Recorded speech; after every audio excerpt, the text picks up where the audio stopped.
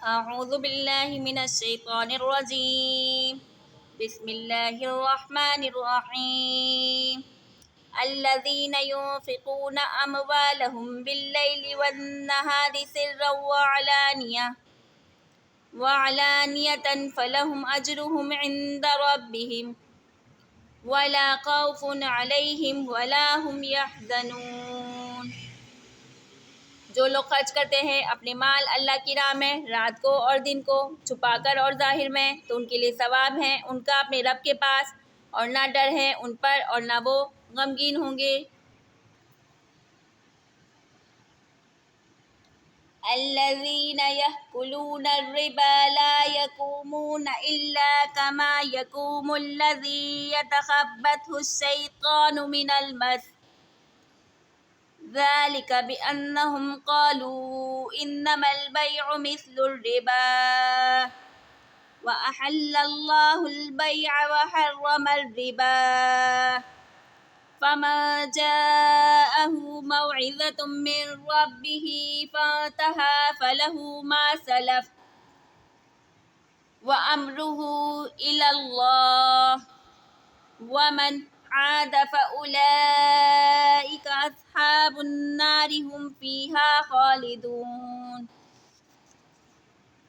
اور جو کھاتے ہیں سود نہیں اٹھیں گے قیامت کو مگر جس طرح اٹھتا ہے وہ شخص جس کے حواس کھو دیے ہیں جن نے لپٹ کر. یہ حالت ان کی اس واسطے کہ انہوں نے کہا سوداگری بھی تو ایسی ہے جیسے سود لینا، حالانکہ اللہ نے حلال کیا ہے سوداگری کو اور حرام کیا سود کو. پھر جس کو پہنچی نصیحت اپنے رب کی طرف سے اور وہ باز آ گیا تو اس کے واسطے ہیں جو پہلے ہو چکا اور معاملہ اس کا اللہ کے حوالے. اور جو کوئی پھر لے ہوئے سود تو وہی لوگ رحم دوزخ والے اور وہ اس میں ہمیشہ رہیں گے. یمحق اللہ الربا ویربی الصدقات واللہ لا یحب کل کفار عظیم.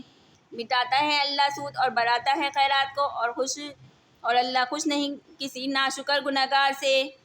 ان الذین آمنوا وعملوا الصالحات واقاموا الصلاة وآتوا الزکاة لهم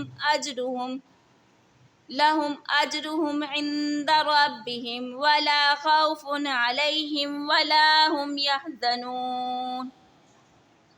جو لوگ ایمان لائے اور عمل کیے نیک اور قائم رکھا نماز کو اور دیتے رہے زکوٰۃ ان کے لیے ثواب ہے ان کے رب کے پاس، نہ ان کو خوف ہے اور نہ وہ غمگین ہوں گے.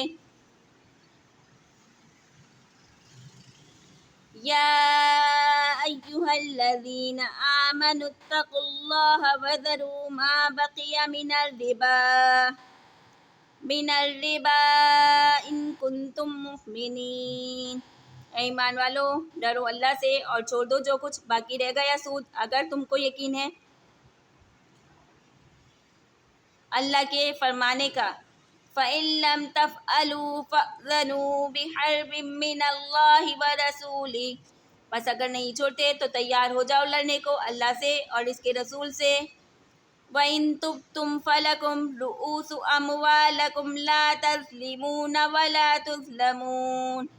اور اگر توبہ کرتے ہو تو تمہارے واسطے ہی اصل مال تمہارا، نہ تم کسی پر ظلم کرو اور نہ تم پر کوئی.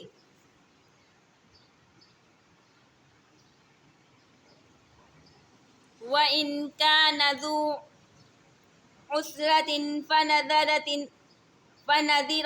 إِلَىٰ مَيْسَرَةٍ وَإِن تَصَدَّقُوا خَيْرٌ لَّكُمْ إِن كُنتُمْ تَعْلَمُونَ.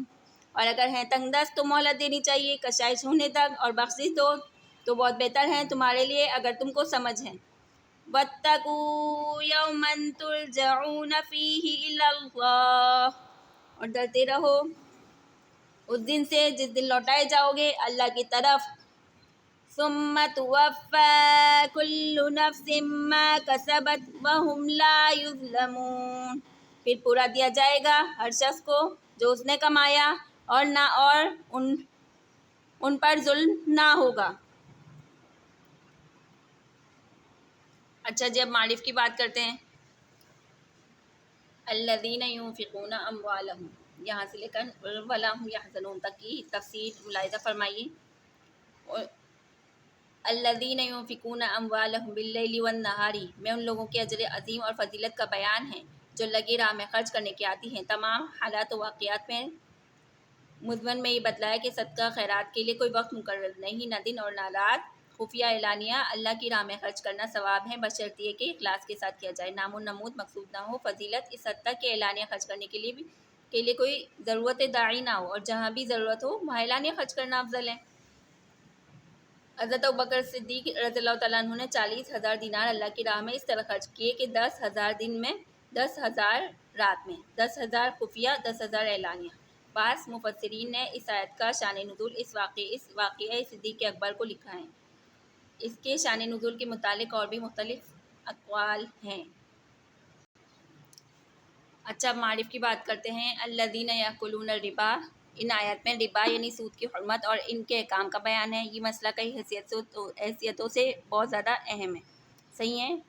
سود کی شدید وعید ہے، دوسری طرف دنیا کے اقتصادات میں اس کا جزء لازم بن جانا نجات کی مشکلات کا مسئلہ طویل ہے، اس پر غور کریں۔ قرآن و حدیث میں اشارات ہیں کہ قرآن و سنت کی اصلاح میں ربا کیا چیز ہے اور کن کن معاملات کو شامل ہے اور کن مصطلحات پر مبنی ہے، اس میں کتنی مضرتیں ہیں۔ دوسری قسم کی بات کریں کہ اس میں عقل اور معاش کی کیا فی الواقع سود اور ربا ایسی چیز ہیں جو دنیا کی اقتصادی ترقی کی ضامن ہو سکے اور جس کو نظر انداز کرنا لازمی نتیجہ تجارت اور عوامی اقتصادات کی تباہی ہو۔ سارا چکر صرف اللہ اور آخرت سے غافل دماغوں کی پیداوار ہے، ورنہ بغیر اس کے تمام معاشی مسائل بھی حل ہو سکتے ہیں۔ ٹھیک ہے، دنیا کے اقتصادی مصائب کا سب سے بڑا سبب سود ہے۔ یہ دوسری بحث ایک معاشی اقتصادی مسئلہ ہے، اس کے تحت میں بہت سی فروعات آتی ہیں جن کی تفسیر قرآن سے نہیں بلکہ اس جگہ پہلی بحث پر اکتفا کیا جائے وہ خاصی دلیل ہے۔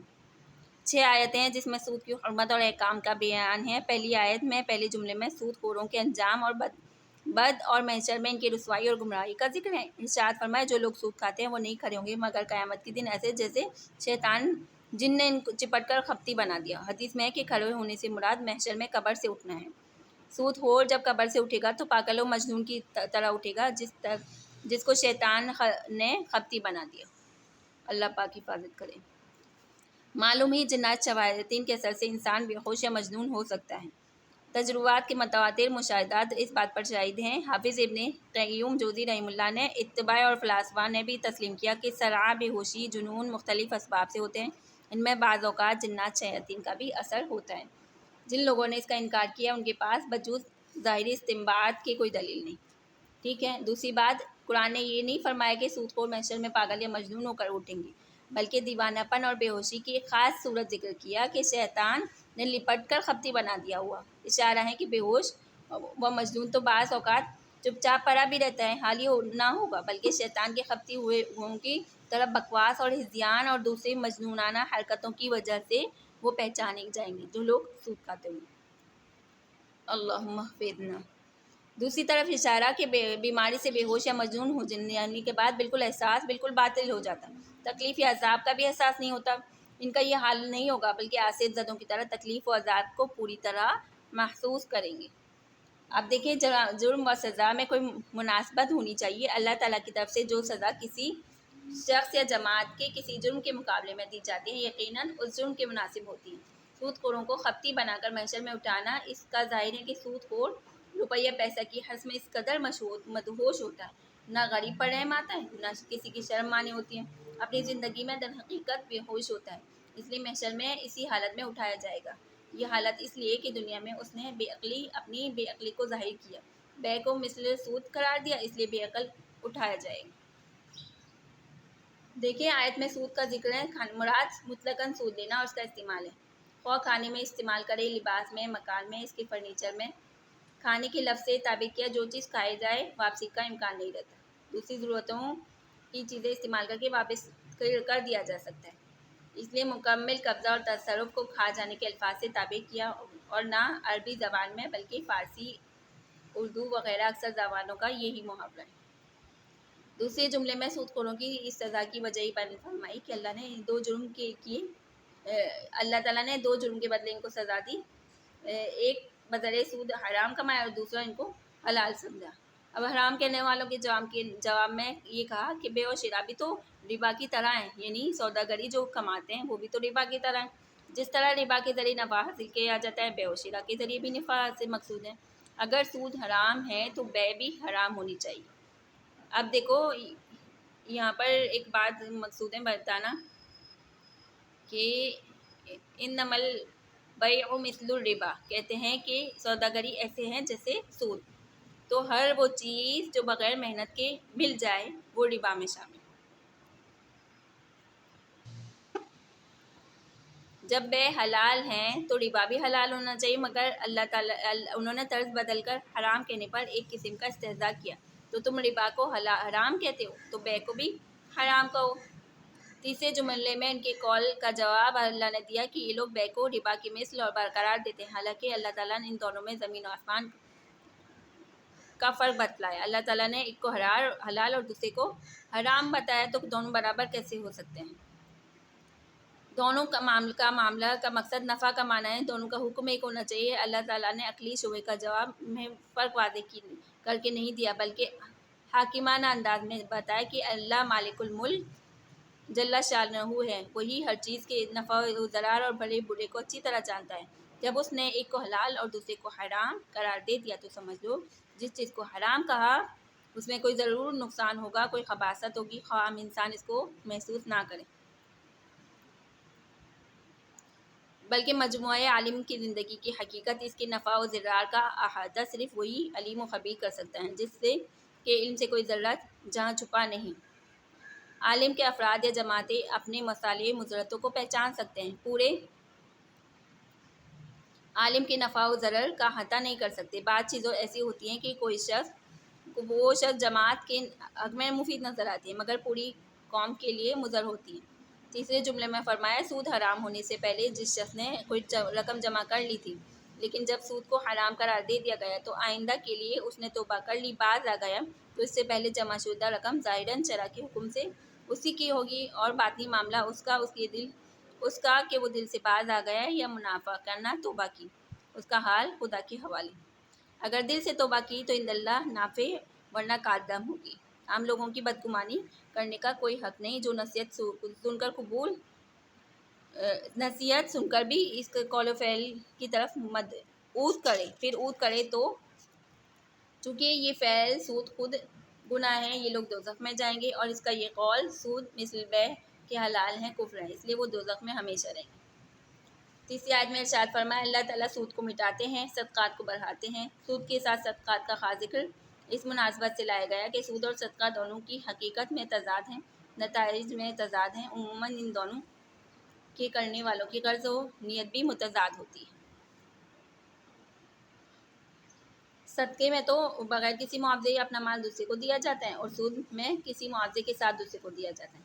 दोनों के करने की नीयत और गर्ज़ इनकी मुतज़ाद हैं। सदका करने वाला महज़ अल्लाह की रज़ा के लिए, ये आखिरत के लिए अपना माल खर्च करता है, और सूद लेने वाला अपने मौजूदा माल पर नाजायज़ ज़्यादती का ख्वाहिशमंद होता है।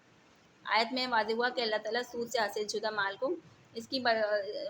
को या इसको की बरकत को मिटा देता है। सदका करने वाले की बरकत को बढ़ाते हैं अल्लाह पाक। हासिल ये कि माल की हवस करने वाले का मकसद पूरा नहीं होता। अल्लाह ताला की राह में खर्च करने वाला जो अपनी माल की कमी पर राज़ी था, उसके माल में बरकत होगी और उसके समरात और फ़वाइद बढ़ जाएंगे। सूद को मिटाना और सदक़ात को बढ़ाने का क्या मतलब? मुफस्सिरीन ने फरमाया कि मिटाना और बढ़ाना आखिरत के मुतालिक है। सूदखोर को इसका माल आखिरत में कुछ काम न आएगा, उस पर बवाल बनेगा।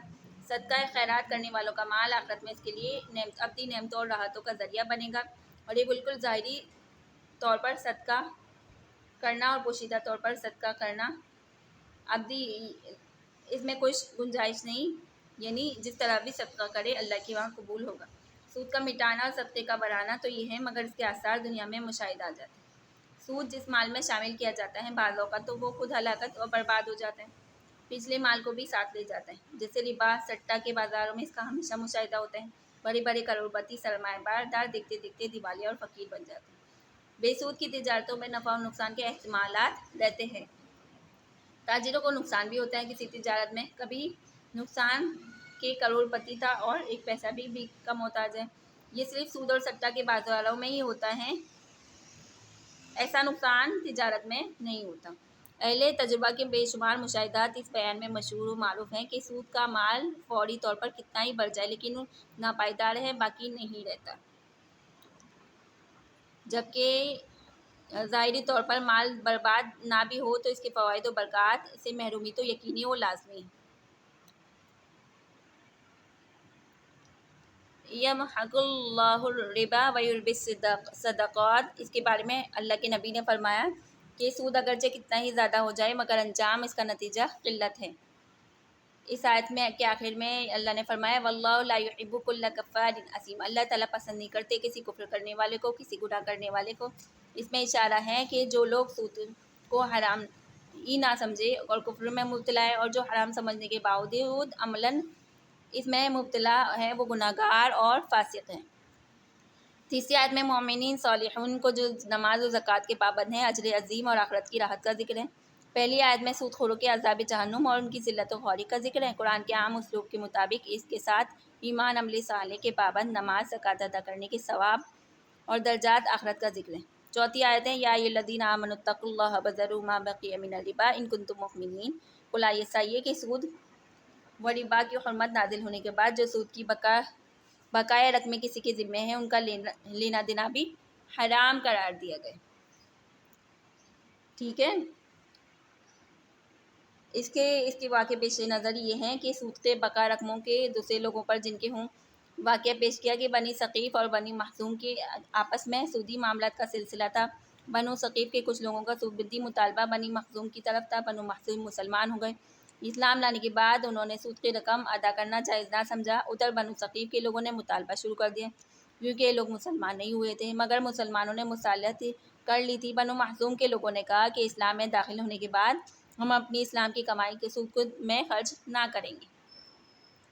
یہ جھگڑا مکہ مکرمہ میں پیش آیا۔ اس طرح فتح مکہ ہو چکا تھا۔ نبی علیہ السلام کی طرف سے مکہ کے امیر حضرت معاذ رضی اللہ تعالیٰ عنہ، دوسری طرف عطا بن اسید رضی اللہ تعالیٰ عنہ تھے۔ انہوں نے جھگڑے کا قضیہ نبی علیہ السلام کی خدمت میں پیش کیا، دریافت حکم لکھ کر بھیجا۔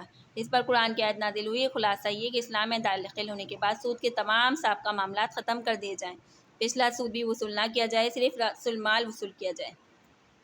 اسلامی قانون رائج کیا تو مسلمان اس کے پابند تھے۔ جو غیر مسلم قبائل بطور صلاح و معاہدہ اسلامی قانون کو قبول کر چکے تھے وہ بھی اس کے پابند ہو چکے تھے، لیکن باوجود وہ حجۃ الوداع کے خطبے کے نبی علیہ السلام نے اس قانون کا اعلان کیا تو اظہار فرمایا یہ قانون کسی شخص، قوم یا مسلمانوں کے مالی مفاد کی پیش نظر نہیں بلکہ پوری انسانیت کی تعمیر، صلاح و فلاح کے لیے جاری کیا۔ اسی لیے ہم سب سے پہلے مسلمانوں کی بہت بڑی رقم جو غیر مسلموں کے ذمہ تھی اس کو چھوڑتے ہیں۔ اب تم بھی بقایا سود کی رقم چھوڑنے میں کوئی عذر نہیں ہونا چاہیے۔ خطبے میں نبی علیہ السلام نے فرمایا الا ان کل ربا کان فی الجاہلیۃ موضوعا عنکم کلہ لکم رؤوس اموالکم لا تظلمون ولا تظلمون واول الربا موضوع الربا العباس ابن عبد المطلب کلہ۔ زمانے جاہلیت میں جو سودی معاملات کیے گئے سب کا سب چھوڑ دیا گیا۔ ہر شخص کی اصل رقم ملے گی، سود کی زائد رقم نہ ملے گی۔ نہ تم کو ذاتی وصول کر کے کسی پر ظلم کر سکو گی، نہ کوئی راس المال میں کمی کر کے تم پر ظلم کر سکے گا۔ اور میں سب سے پہلے جو سود چھوڑا تھا وہ عباس بن عبد المطلب کا سود تھا، جس کی بہت بھاری رقمیں غیر مسلموں کے ذمے بطور سود کی عائد ہوتی تھی۔ قرآن مجید کی آیت متذکرہ میں واقع کی اشارہ بقایا سود چھوڑنے کا حکم ہے۔ شروع میں خطاب فرمایا یا ایھا الناس اتقوا اللہ، سنا ہے کہ اللہ سے ڈرو، اس لیے کہ اصل معاملہ کا حکم بدلا ہے۔ قرآن کا حکم وہ خاص اشارہ ہے دنیا بھر کے قانون کی کتابوں سے ممتاز۔ جب کوئی قانون ایسا بنایا جائے جس پر عمل کرنے میں لوگوں کو دشواری معلوم ہو تو اس کے پیچھے اللہ تعالیٰ کے سامنے پیشی کے حساب، آخرت کے عذاب و ثواب کا ذکر، مسلمانوں کے دلوں ذہنوں کو اس پر عمل کے لیے تیار کیا جاتا ہے، حکم سنایا جاتا ہے۔ یہاں بھی پچھلے عائد شدہ سود کی رقم کو چھوڑنا دینا انسانی طبیعت پر بار تھا۔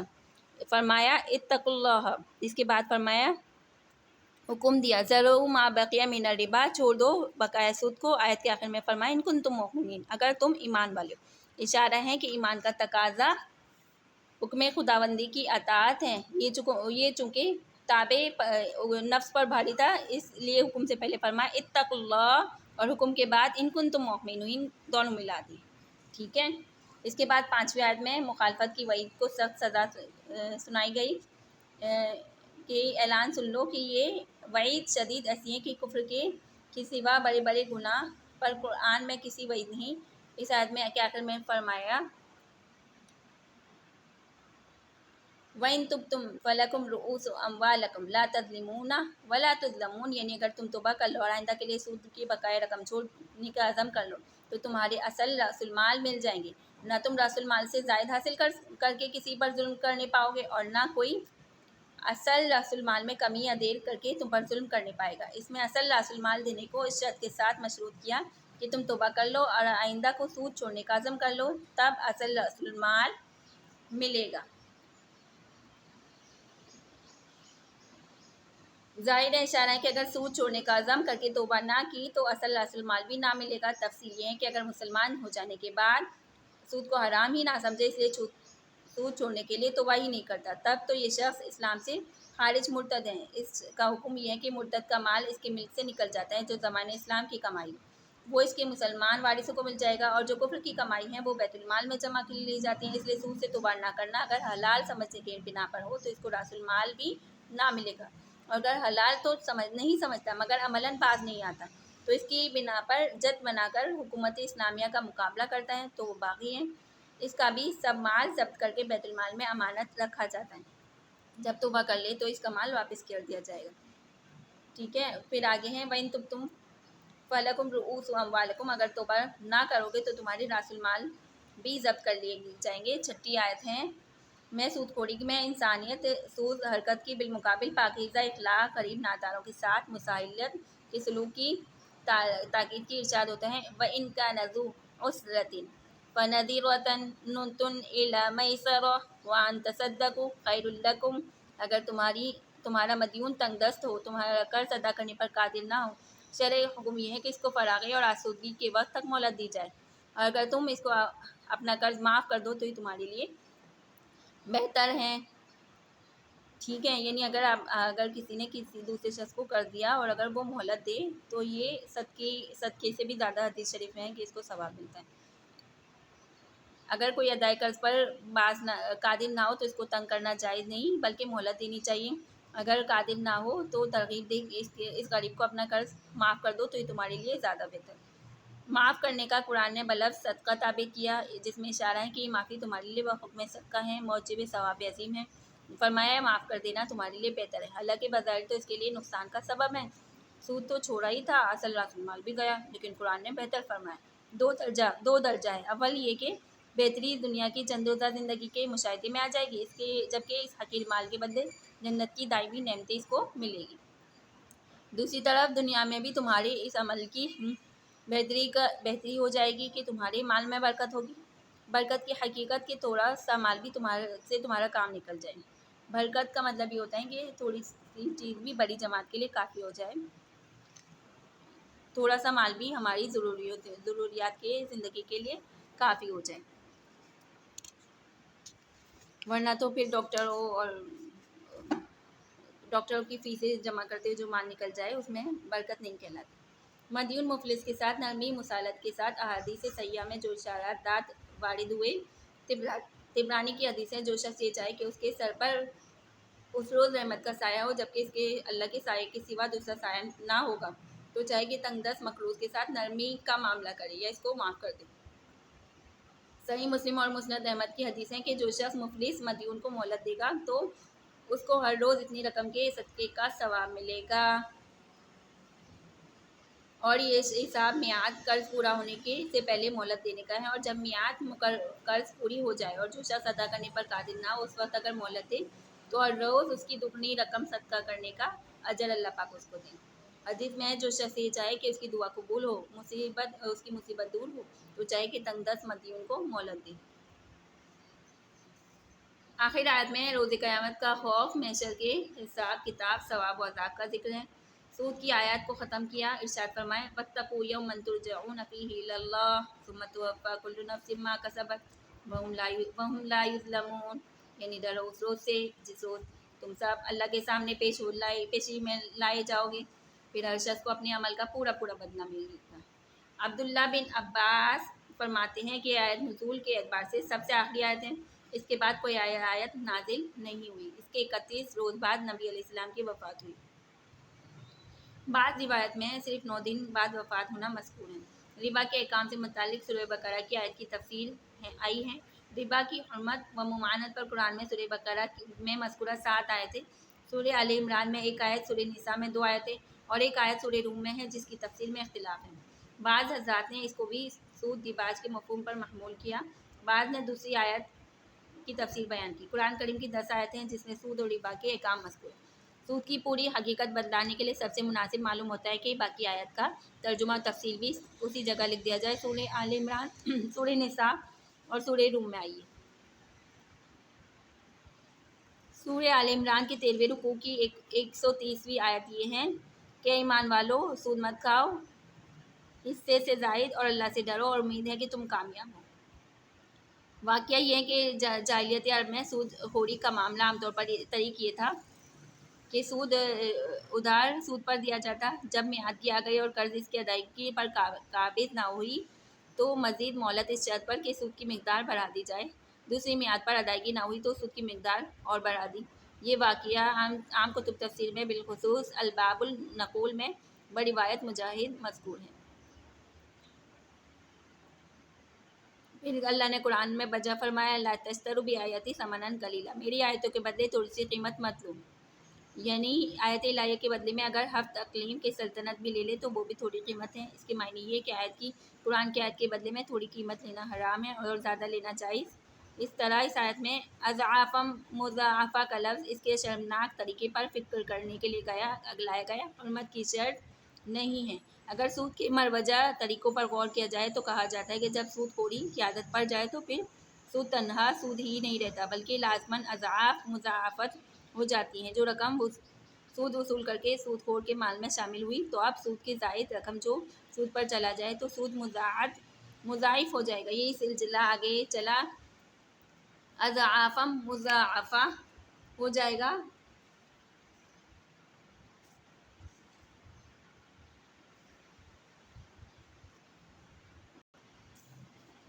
مفسرین نے ربا اور زیادتی پر نظر کر کے آیت کو سود دیباج پر محمول کیا۔ تفسیر فرمائے کہ سود دیباج کے لیے اگر بظاہر مال کی زیادتی نظر آتی ہے مگر در حقیقت وہ زیادتی نہیں، جس کسی شخص کے بدن پر ورم ہو جائے تو بظاہر جسم میں زیادتی ہے، لیکن عقلمند اس کو زیادتی سمجھ کر خوش نہیں ہوتا بلکہ ہلاکت کا مقدمہ سمجھتا ہے۔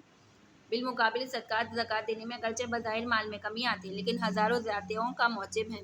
جو شخص فاسد مادے کے اخراج کے لیے مسلح رہتا ہے تو فسد کھلوا کر خون نکلواتا ہے، اسی طرح بظاہر کمزور نظر آتا ہے، بدن میں کمی محسوس نہیں ہوتی مگر جاننے والوں کی نظر میں یہ کمی اس کی زیادتی اور قوت کا پیش خیم ہے۔ بعض علماء تفسیر فرماتے ہیں کہ آیت کو سود و دیباج کی ممانعت پر محمول نہیں فرمایا بلکہ اس کا مطلب یہ کہ جو شخص کسی کو اپنا مال اخلاص اور نیت سے نہیں بلکہ اس نیت سے دے کہ اس کو یہ چیزیں دوں گا تو وہ مجھے اس کے بدلے میں اس سے زیادہ دے گا، جیسے بہت سی برادریوں میں نوتا کی رسم ہے، وہ ہدیے کے طور پر نہیں بلکہ بدلے کی غرض سے دیتے ہیں، یہ اللہ کو راضی کرنے کے لیے نہیں بلکہ غرض کے لیے۔ اس لیے آیت میں بظاہر مال بڑھا دیا جائے گا مگر اللہ کے نزدیک نہیں بڑھتا۔ ہاں وہ زکوٰۃ جو اللہ کو راضی کرنے کے لیے دی جائے اس میں بظاہر مال گھٹتا ہے مگر اللہ کے نزدیک وہ دگنا چوگنا ہو جاتا ہے۔ ٹھیک ہے۔ دوسری آیت میں نبی علیہ السلام کا خطاب وَلَا تَمْنُن تَسْتَكْثِرْ، یعنی کسی پر احسان اور اس نیت سے نہ کریں کہ اس کے بدلے میں کچھ مال کی ذاتی اس کو حاصل ہو جائے۔ سورہ روم کی اس آیت میں بظاہر دوسری تفسیری راجیں معلوم ہوتی ہیں۔ اول تو سورہ روم مکی ہے، اگرچہ ضروری نہیں کہ اس آیت میں یہ آیت مکی ہو مگر غالب گمان مکی ہونے کا ضرور ہے۔ آیت کے مکی ہونے کی صورت میں اس کی حرمت سود کے مفہوم پر محمول نہیں کیا جا سکتا۔ حرمت سود مدینہ میں نازل ہوئی تھی، اس کے علاوہ اس آیت میں پہلے جو مضمون ہے اس سے بھی دوسری تفسیر ہی کا رجحان معلوم ہوتا ہے۔ البتہ اس سے پہلے ارشاد ہوتا ہے فَأْتِ ذَا الْقُرْبَى حَقَّهُ وَالْمِسْكِينَ وَابْنَ السَّبِيلِ ذَلِكَ خَيْرٌ لِّلَّذِينَ يُرِيدُونَ وَجْهَ اللَّهِ اور عہدیداروں کو اس کا حق دو، اور مسکین اور مسافر کو، یہ ان لوگوں کے لیے بہتر ہے جو اللہ کی رضا کے طالب ہیں۔ آیت میں رشتہ داروں اور مسکینوں مسافروں پر خرچ کرنے کے ثواب کی شرط لگائی کہ اس آیت میں نیت اللہ کی رضا جوئی ہو۔ تو اس کے بعد کی آیت میں توضیح اس طرح فرمائی کہ اگر مال اس غرض سے دیا جائے کہ اس کے بدلے اسے زیادہ ملے گا تو یہ اللہ تعالیٰ کے لیے خرچ نہ ہوا، بلکہ اس میں ذاتی مفاد شامل ہو گیا تو ثواب نہ ملے گا۔ سود کے مسئلے میں اس آیت کو چھوڑ کر بھی مذکورہ صدر بہت سی آیتیں ہیں جن سے سورہ آل عمران کی آیت 130 میں مضاعف سود کی حرمت بیان ہے، اور باقی سب آیتوں میں مطلق سود کی حرمت ہے۔ اس تفصیل سے واضح ہوا سود خواہ اضعاف مضاعف سود ہو یا اکثر سود بہرحال حرام بھی اثر شدید کی مخالفت کرنے والے پر اللہ اور اس کے رسول کی طرف سے اعلان جنگ ہے۔ اچھا، اس کی تفصیل تو بہت زیادہ ہے، میں نے مختصر عرض کی ہیں۔ اللہ پاک اس کو سمجھ کر نیکی اور عمل کرنے کی توفیق عطا فرمائیں۔ اس کے جو معاشی خرابیاں جو پیدا ہوتی ہیں، اخلاقی خرابیاں پیدا ہوتی ہیں، اللہ پاک سود کے نظام سے بچائے اور اللہ پاک حلال روزی نصیب کرے۔ اللہ پاک اس پڑھنے پڑھانے کی برکت سے ہمارے وطن پر خصوصی نزدیک کرم کرے، ہماری دنیا کی زندگی میں بھی بہتری اور ترقی دے، اور ہماری آخرت کی زندگی بھی سنوار دے۔ اللہ پاک ہمارے جو اکابر اور مشائخ اور ہمارے پیاری دنیا سے گزر گئے، اللہ پاک ان کی بخشش کرے، اور اللہ پاک اس قرآن کریم کی برکت سے ہماری نیو جنریشن کو موبائل کے فتنے سے بچا لیں۔ الحمدللہ رب العالمین۔ السلام علیکم ورحمۃ اللہ وبرکاتہ۔